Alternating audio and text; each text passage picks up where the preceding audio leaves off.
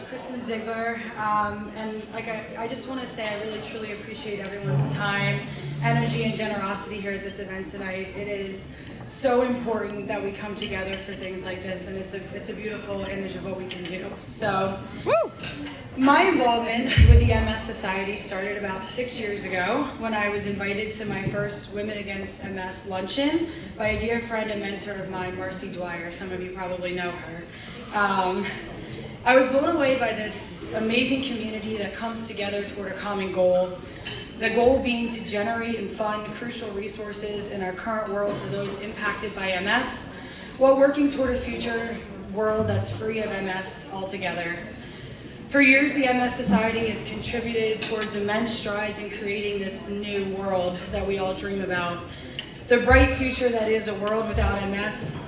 And after experiencing the togetherness and camaraderie firsthand, I knew that I'd been invited to the right place. So, while my involvement with the MS Society started 6 years ago, the impact of MS in my life started before my life even began. In 1987, my mother, Elizabeth Zeigler, more affectionately known by her fans as Babs, stepped into motherhood. In that same year, she began her journey as an MS warrior.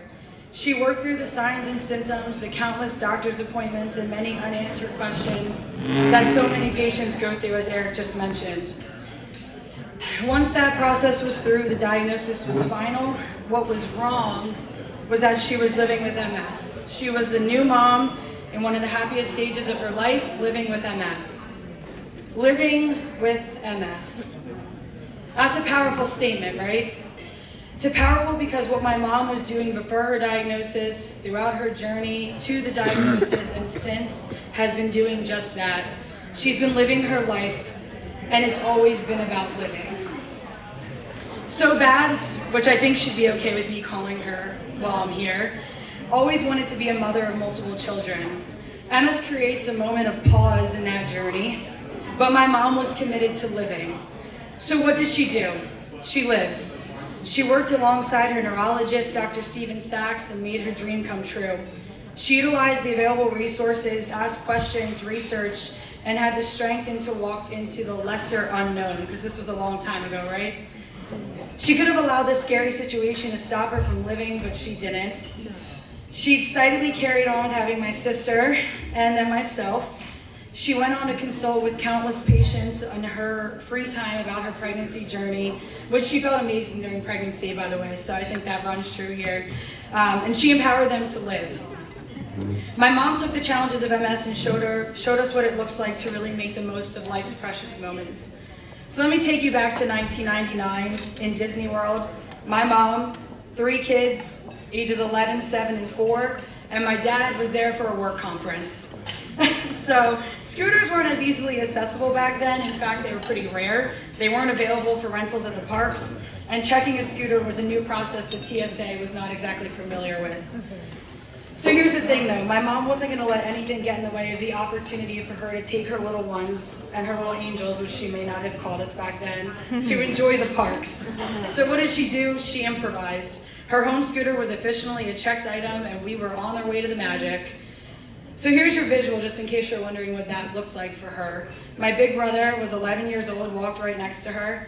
My big sister at the time, who was 7, stood on the back of the scooter, and I was 4, and I stood right in between her legs. And we made our way through the park seamlessly, probably a spectacle for most at the time. She didn't let anything stop her. Her babies were enjoying Disney World. She was improvising. She was living. Aside from living and improvising, my mom has also been the best and most optimistic pivoter that I know.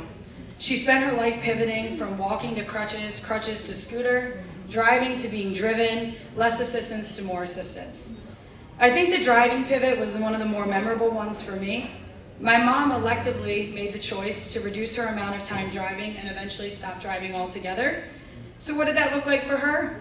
Schedule with the freedom and precious time with their teenage kids. What schedule freedom look like at that time? Well, when my brother started driving, he got the exciting news that he can now take his sisters to all their practices. And when my sister started driving, she got the pleasure of taking over that role for me. But more importantly, throughout that process, She was able to defer driving to her 16-year-old kids with a never-ending desire to look cool in a minivan behind the wheel, and she would have that much anticipated and ever so few times to chat one-to-one with her teenage kids about school, sports, life, and anything else on her minds. MS was in the backseat, and she was at the wheel, figuratively, living life as a shotgun rider. My mom has decades of firsthand experience with the work of the MS Society. She's been given access to opportunities to try new drugs, take advantage of enhanced resources for mobility and longevity, to inspire others, and to show that you don't just live with MS, you fully live. Babs has taken advantage of home care treatment and recent developments afforded to her by the work made possible by the MS Society. She's transitioned the bulk of her treatments to the comfortable recliner in the living room, because as you think about it, you can have a lot more time enjoying your life with your cats when you cut out those trips to the doctor. Because of the work done by the incredible researchers, doctors, caretakers, employees, and volunteers at the MS Society, my mom and so many others get the opportunity to make MS a part of their life, not the life that they live. They get to succeed in careers, raise families, watch their families raise families, educate, advocate, and most of all, inspire. They inspire a level of strength that you can only truly know if you see, talk to, work with, or have the pleasure to be raised by an MS warrior. Today, my mom is the glue of our family, the weight-bearing pillar that holds us all together and gets us through each of life's challenges and successes. She is unwaveringly strong despite the challenges that MS throws at her. She's passionately living life without regrets. She is a warrior. So while you're here today enjoying this amazing event, I ask that we all just raise a glass for all of the MS warriors, past, present, and future, that show us what living life is all about. Thank you, guys. Cheers, gang. Cheers. So on that note, Cheers to Babs. To Babs. to help us do some talking about fundraising. That's what we're here for, right?